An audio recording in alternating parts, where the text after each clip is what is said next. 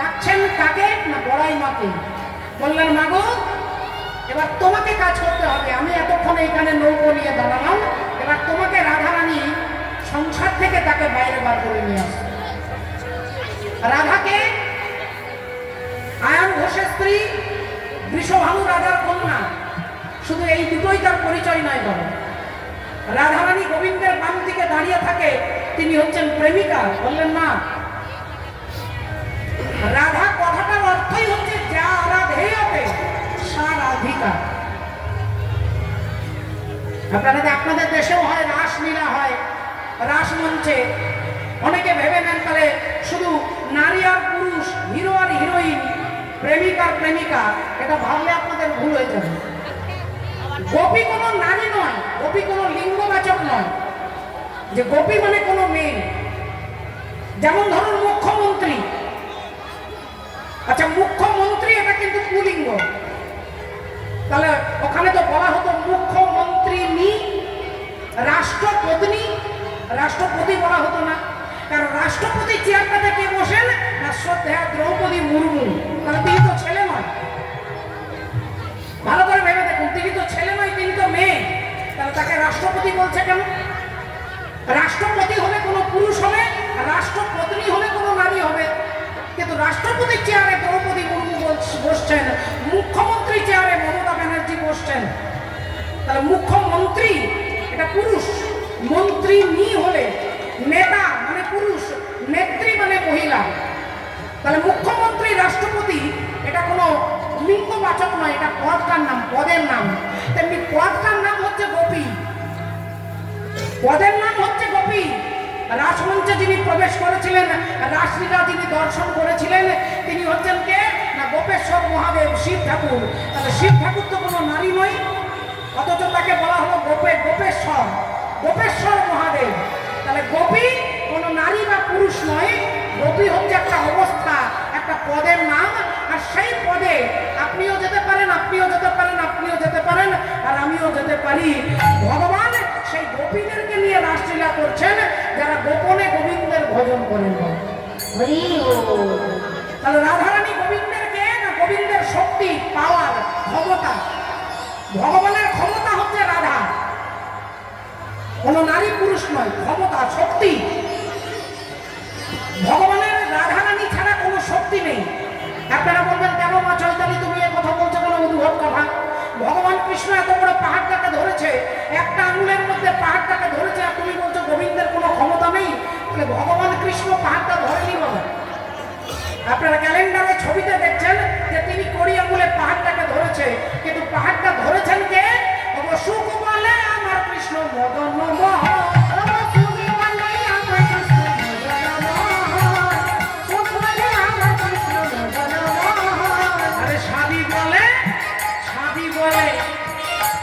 বলে আমার রাধা নামে যতক্ষণ বলবে শুধুই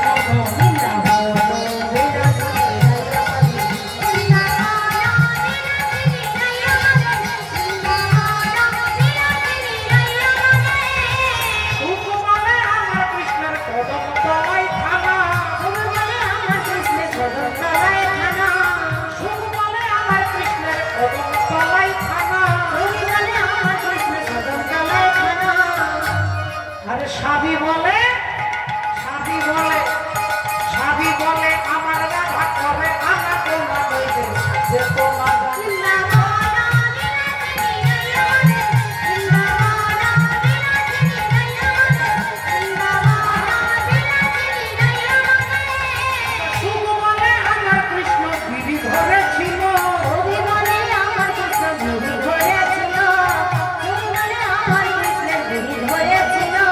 সাবি বলে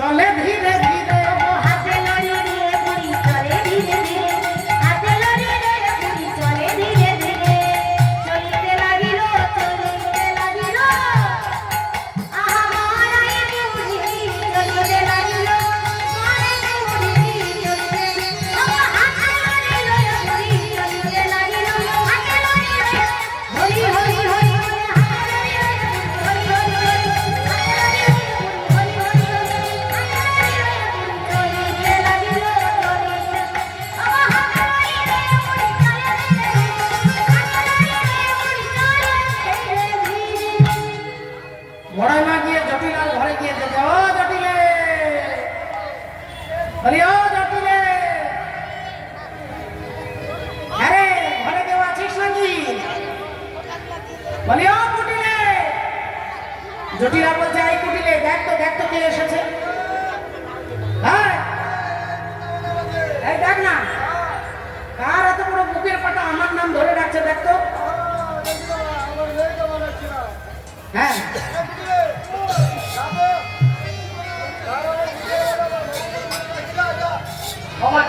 কুটিলা দরজাটা খুলেছে, আর কুটিলা দরজাটা খুলেছে অমনি জটিলা বড়াই মা কুটিলার দিকে তাকিয়েছে।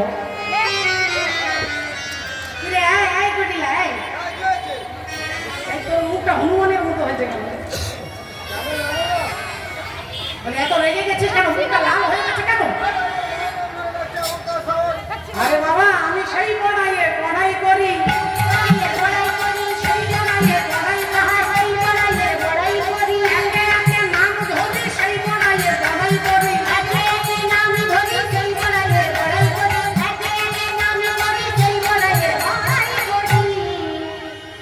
বলি তোদের কাছে এসেছে একটা বিশেষ প্রয়োজন। বলছি আজকে কি খবরের কাগজ দেখেছিস, টিভি দেখেছিস, মোবাইল দেখেছিস? খবর আছে বাজারে আজকে ঘিয়ের দরে ঘোল বিকাইছে।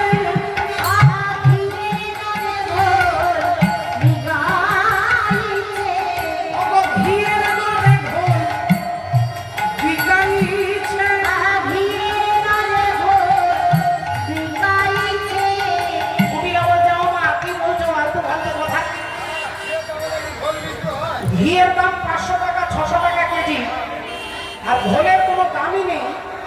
বড় জোর 10 টাকা 15 টাকা 20 টাকা। তুমি কি বলছো ঘোল বিক্রি হচ্ছে 600 টাকা কেজি? হ্যাঁ এই এখনই শুনে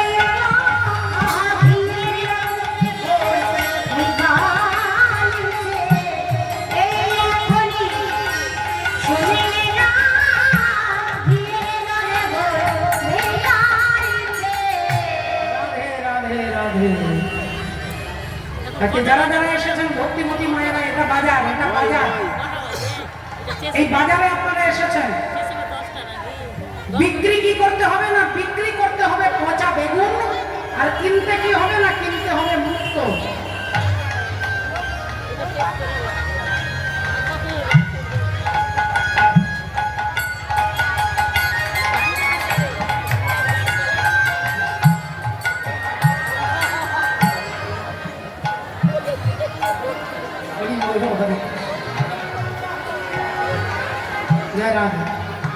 আজকে নাকি ঘিয়ের দামে ঘোল বিক্রি হচ্ছে, তাহলে আমরা কি বিক্রি করবো না, আমরা বিক্রি করবো পচা বেগুন। আর কিনবো কি না, কিনবো হচ্ছে মতি। আপনারা মায়েরা বাবারা বলবেন এই কি বলছো না তুমি, পচা বেগুন বিক্রি করতে হবে আর কিনতে হবে মতি। পচা বেগুনটা কি না, পচা বেগুন হচ্ছে আমাদের এই দেহ। আজকে যদি দেহ থেকে প্রাণটা বেরিয়ে যায় কাল থেকে পচা শুরু হবে। সকাল থেকে পচা গন্ধ বেরোতে শুরু করবে, তাহলে এই দেহটা হচ্ছে পচা বেগুন। এটাকে বিক্রি করবার জন্য এই বাজারে আমরা, এই মথুরার বাজারে, এই কামনা বাসনার বাজারে আমরা এসেছি। রাধে রাধে। কিনবো কি না, কিনবো আমরা মুক্ত। সেই মুক্তটা কি না, মন, ভক্তি, ভক্তিরূপী তত্ত্বলল্লমূপী মূল্য মেঘনাম জন্মকোটি সুকৃতি নামে খ্যাতি। কিনতে হবে মতি, ভগবানের চরণের প্রতি মতি, মন, এটা কিনতে হবে। আর বিক্রি করবো আমরা পচা বেগুন।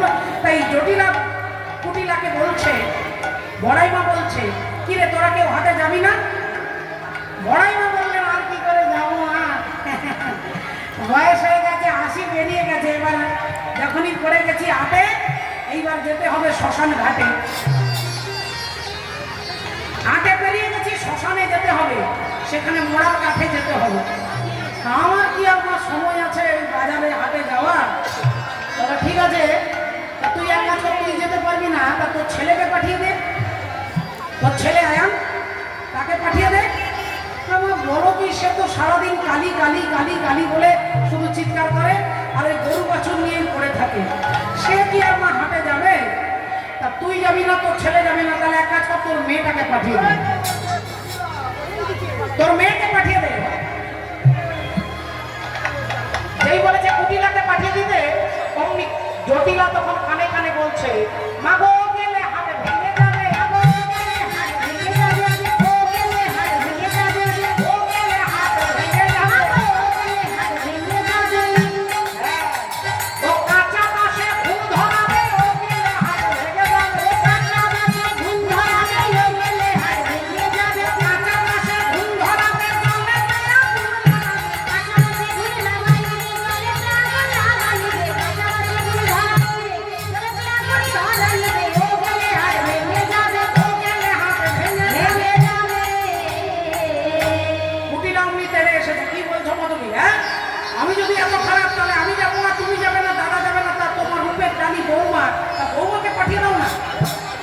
কি শুধু ঘরে বসে বসে থাকবে নাকি? সে যদি বাজারে যায়, দুটো পয়সা ইনকাম হবে, তুমি তোমার বৌমাকে পাঠিয়ে দাও। তা বড়াই মা বলছে, ভালো কথাই বলছে, তা তোদের বউকে পাঠিয়ে দে না। জটিলা বললেন, মা বৌমা, সত্যি কথা বলতে কি বৌমাকে পাঠাতাম, তা বৌমা যদি বৌমা হতো পাঠিয়ে দিতাম, কিন্তু বৌমা তো বৌমা না, সব বৌমা। হ্যাঁ, এখনকার বেশিরভাগ বৌমা হচ্ছে না মা, সব বৌমা হচ্ছে। শাশুড়িদের কি আনন্দ দেখা। বৌমাকে বলেছে, বৌমা শাশুড়ির একটি কলগেটের হাসি হাসছে দেখুন। আর শাশুড়ি মানে কি, যার নামটা শুনলে শ্বাসটা উড়ে যায়,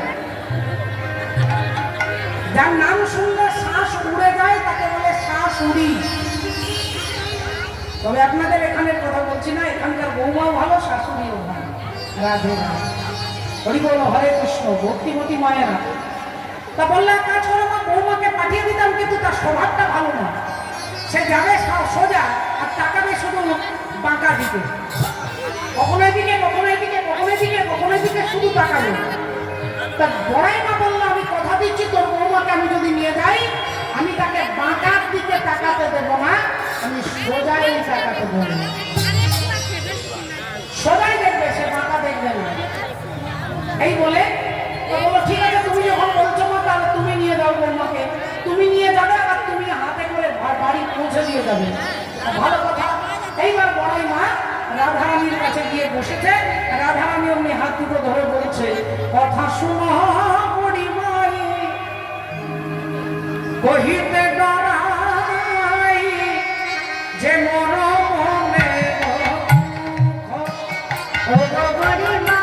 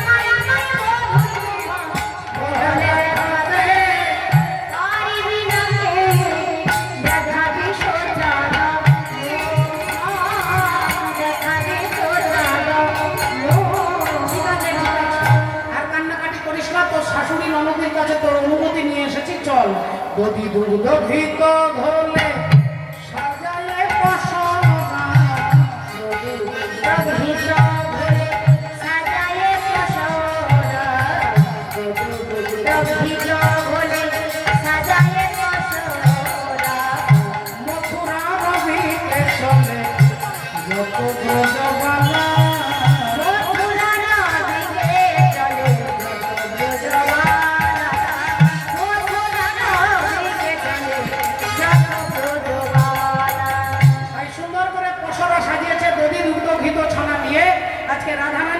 বড়াই মা সখীগণকে সঙ্গে নিয়ে সব যাচ্ছেন মাগর বাজারে। আমরা যাব রাধারানীর নাম স্মরণ করতে করতে।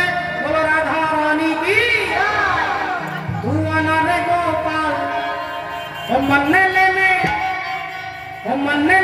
ধুয়ানা।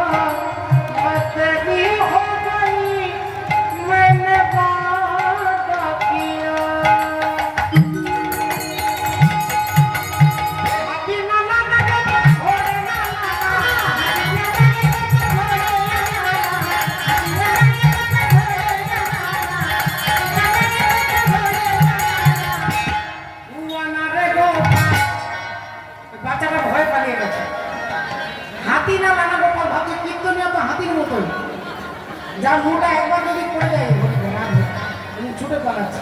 হাতি না না না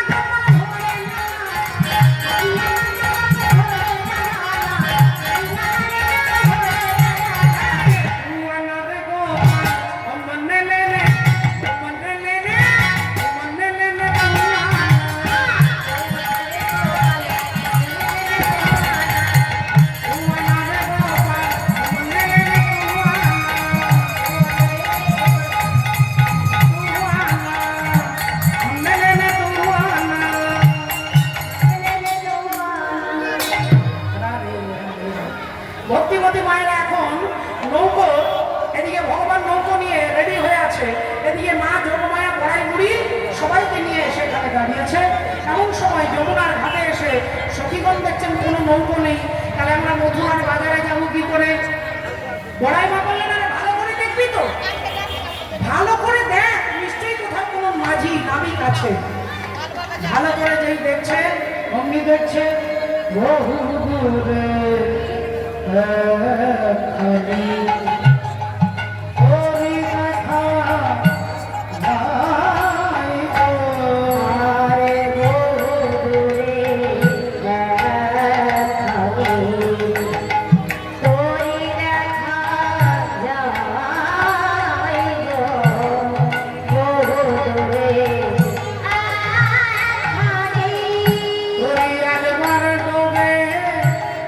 একবার ভাসে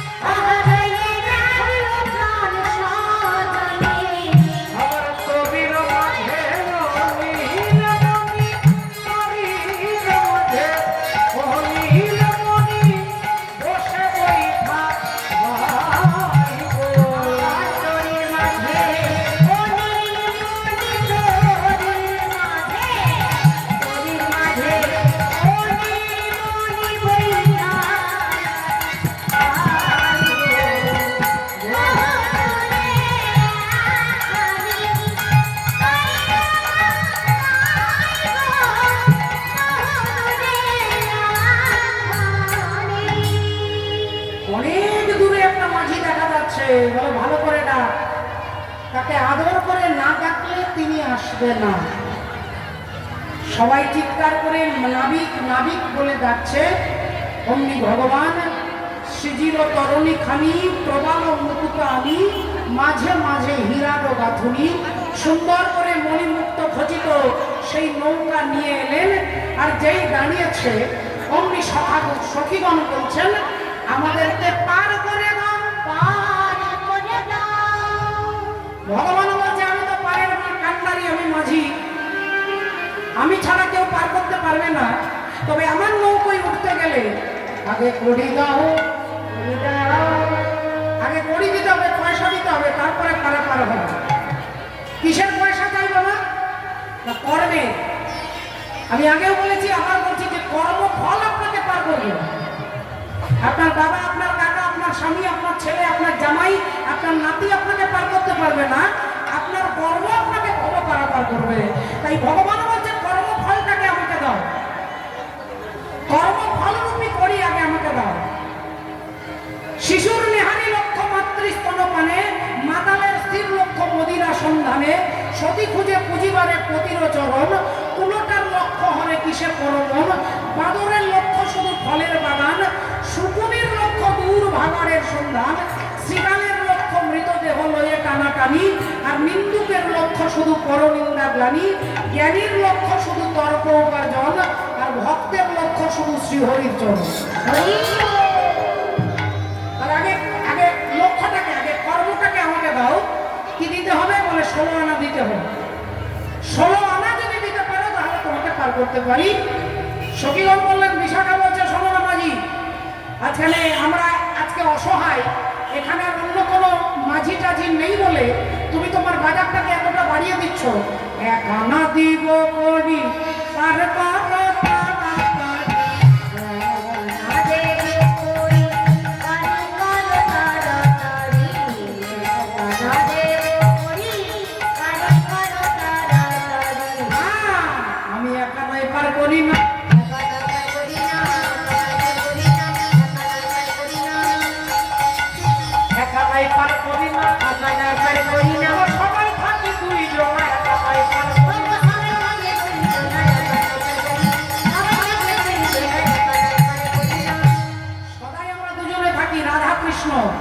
শিব দুর্গা, রাম সীতা, অর্থাৎ শক্তি আর ভগবান একসাথে, জীবাত্মা পরমাত্মা, ভক্ত ভগবান। তাই একা আমি থাকি না। বলে ঠিক আছে তাহলে তোমাকে 2 আনা দেব করি, 2 আনা দিব করি পার করো টানা, 2 আনা দেব করি পার করো তাড়াতাড়ি। 2 আনায় পার করি না, 2 আনায় পার করি না,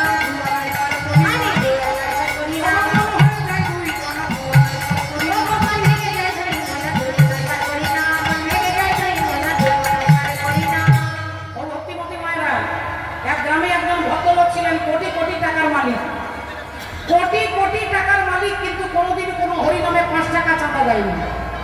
কখনো কোনো তীর্থে যায় না, কখনো কোনো ভক্তের সেবায় লাগে না, কখনো কোনো গরিব দুঃখীকে দেয় না, কখনো ব্রাহ্মণ বৈষ্ণবকে দিলে তাদেরকে দক্ষিণা দেয় না।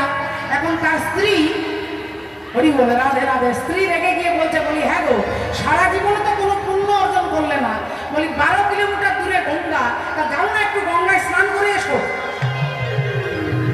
স্বামী বললো ঠিক আছে তুমি যখন বলছো তাহলে কাল সকাল ভোরবেলায় বেরোবো, হেঁটে হেঁটে যাবো, টোটো ভাড়া দিতে পারবো না, টোটো ভাড়া লেগে যাবে 50-100 টাকা খরচা হয়ে যাবে, হেঁটে হেঁটে যাবো, ভোরবেলায় বেরিয়ে যাবো, জুতো পরে যাবো না, যদি জুতো ক্ষয়ে যায়, জুতো ক্ষয়ে গেলে আমাকে আবার 200 টাকা দিয়ে কিনতে হবে। খালি পায়ে হাঁটতে হাঁটতে চলে গেছে গঙ্গার ঘাটে, 12 কিলোমিটার হেঁটে হেঁটে গেছে, গিয়ে দেখছে এমন একটা ঘাটে স্নান করবো যে ঘাটে কোনো ব্রাহ্মণ থাকবে না, কোনো পূজারী থাকবে না। ব্রাহ্মণ থাকলে গঙ্গার জল দিয়ে আচমন করাবে, গঙ্গাকে পুজো করাবে, তারপর তাকে দক্ষিণা দিতে হবে। এমন একটা ঘাটে স্নান করবো যে ঘাটে কোনো ব্রাহ্মণ নেই।